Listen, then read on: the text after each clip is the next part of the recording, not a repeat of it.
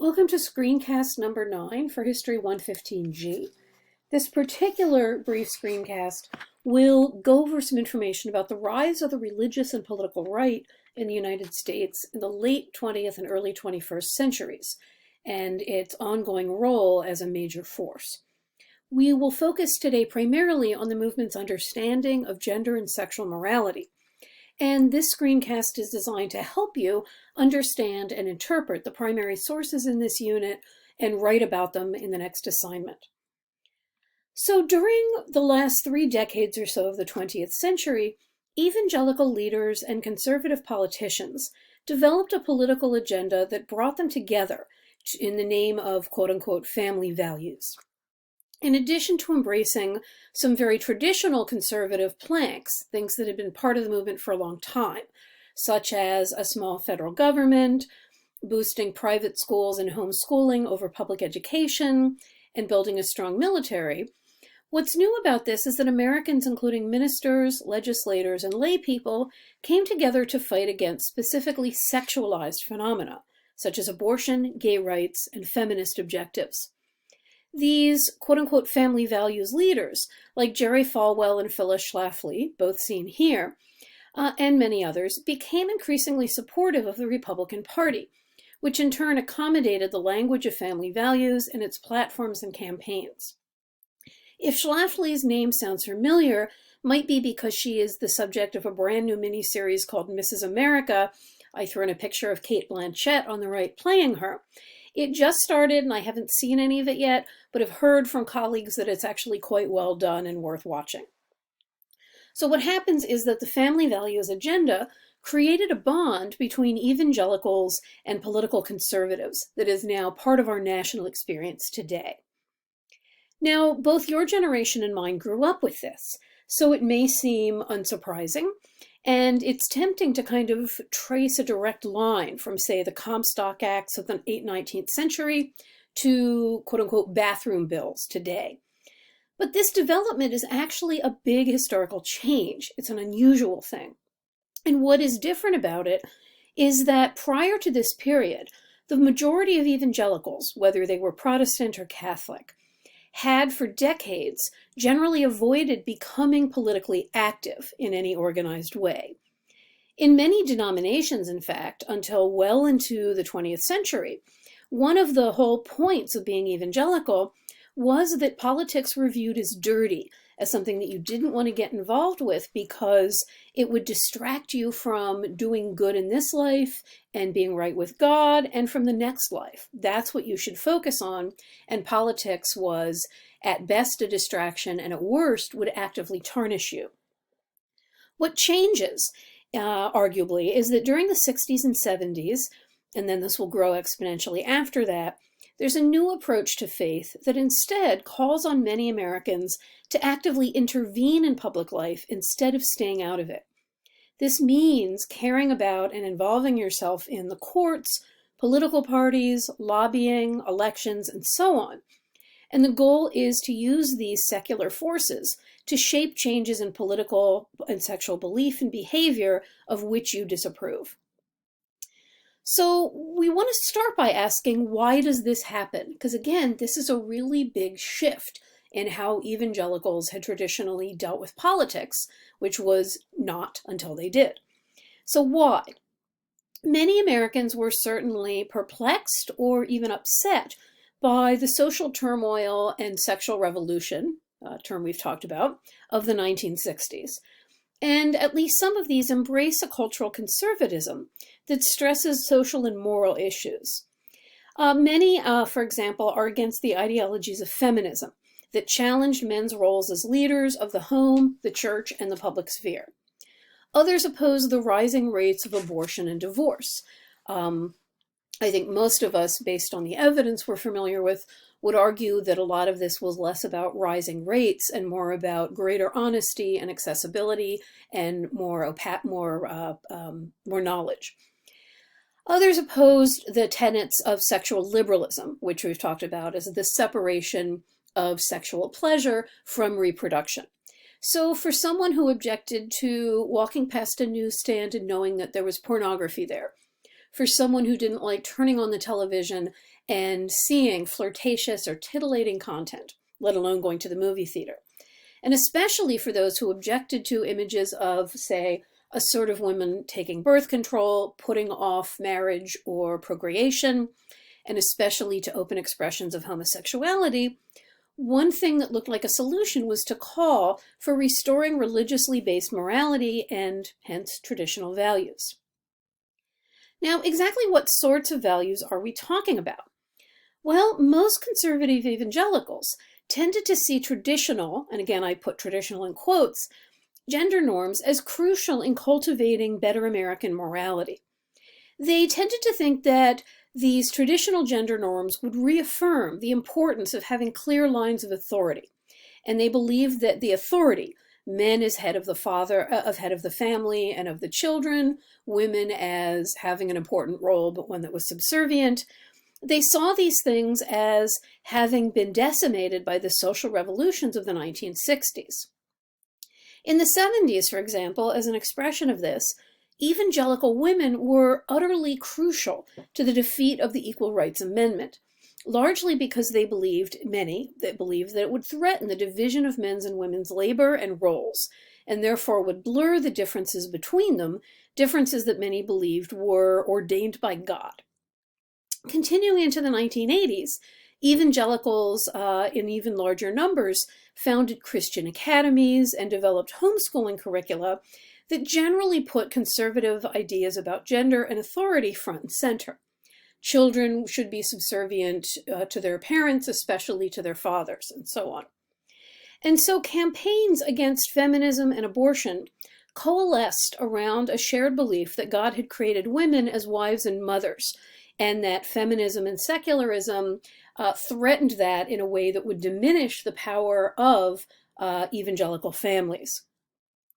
Likewise, Christian rights leaders would bring in ideas about gender even when championing or fighting about topics that seemed not to be gendered at all.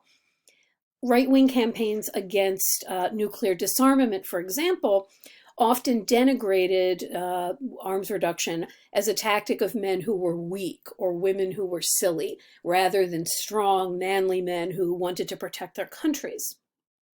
And you can only begin to imagine how campaigns against gay rights mobilized stereotypical notions of tough, overly masculinized women and weak, feminized men. More recently, movements like the Promise Keepers called on evangelical men to take responsibility for leading their families, not to abdicate responsibility to women and children. Christian right political campaigns and pro-family organizations, many of which are extremely influential in setting policy and delivering outcomes today, they drew on these kinds of beliefs about women and men, children and authority. And I would add that the abstinence education movement, which we covered last week, fits pretty neatly into this analysis. So these beliefs became central to religious and political beliefs in the 20th century. Now, the place of sexuality follows, somewhat obviously, on these concerns about gender, right? When the former beauty queen Anita Bryant, seen there in the center, led a movement to oppose anti-discrimination rights for homosexuals, she and other evangelicals successfully defined gay men and women as threats to American children. And you can slot this into a longer history of such campaigns. When Jerry Falwell's Moral Majority Organization was launched in 1979, it united fundamentalists, evangelicals, conservative Christians, Mormons, a lot of groups who previously wouldn't have had much to do with one another. It united them as a political force by attacking abortion, homosexuality, and pornography. And the argument usually ran that there were clear biblical teachings condemning all of these, and people of faith needed to rise up in opposition. I should point out that this interpretation of biblical teachings is something that the vast majority of scholars of ancient texts would quibble with or outright disagree with. Now, again, we're talking about a blending of old and new, because pronatalism, the urge to encourage people to have large families, and rigid sexual mores have long been a conservative touchstone. the right's newly obsessive focus on reproduction takes shape more powerfully in the early 1970s. Again, think back to a few minutes ago when I talked about why people might experience the world around them as alien and challenging. So if you have a general concern about the rise of living together and decline of marriage, if you're worried about premarital sex, if you see some of the components of what many are calling a sexual revolution as disturbing, you want to do something about that. But note that the focus on the sexual revolution, which potentially contained a lot of different kinds of behavior, soon focused narrowly and sharply to really address a pair of sexual issues that were not the concern of straight men, but that put the onus on other groups. So abortion and homosexuality get defined increasingly as the two major crimes against reproduction. And they eclipse much more broadly based issues like power imbalances in marriage, or spousal abuse, or heterosexual infidelity. A lot of this Christian right rhetoric from the 70s on is marked by disgust and horror at almost any form of non-reproductive sexuality. And you can perhaps best see this kind of culminating in a trend among some of the more militant to condemn any use of birth control at all because it is cutting women off from their primary purpose. So this set of ideas could take the form of working to deny health insurance coverage of birth control, for example, and defining the presence of birth control as a violation of religious freedom. So we're talking about, as we move into the late 20th and early 21st century, intensified efforts to pass state and federal legislation that strips rights from groups like homosexuals and transsexual Americans, a group who we'll address more next week. By the late 20th century, though, and intensifying during your own lifetimes, probably the biggest concern among evangelicals was that of same-sex marriage.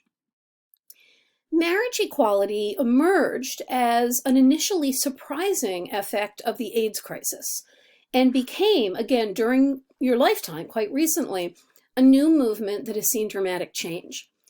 It's not until the 1980s, really, that securing the right to marriage in one format or another and the legal norms that go with it became an issue of critical importance to many gay men and lesbians. I should point out, keep in mind that marriage equality was never and still is not universally supported by members of a very large, diverse community. John D'Amelio, for example, the author of your textbook, has written and said publicly that anybody who wants to get married should be able to, but that he believes that the gay movement's main focus on centering marriage equality really led it away from other issues that are just as important. So why did the movement for same-sex marriage take off only in the 1980s and 90s? Because prior to that, lesbian and gay liberation movements had not made this a priority. In fact, it was almost the reverse. Activists tended to fight against the criminalization of same-sex love. They battled against job discrimination and bad laws.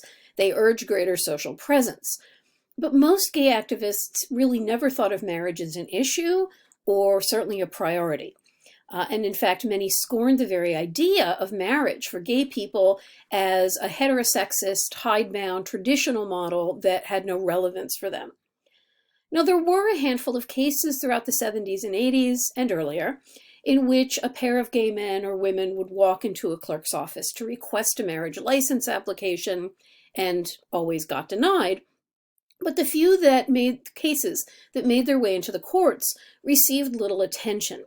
Marriage had been kind of affirmed as being for opposite-sex couples only. What changed things and what really put marriage back on the agenda for many, though again not all, gay activists is the 1980s. The late 20th century helped pave the way for the marriage equality movement, largely because of the AIDS epidemic. For partners who had never thought about marriage, what's happening is that the state's role in their relationship is becoming pressing in new and different ways. largely because of this epidemic. Having to deal with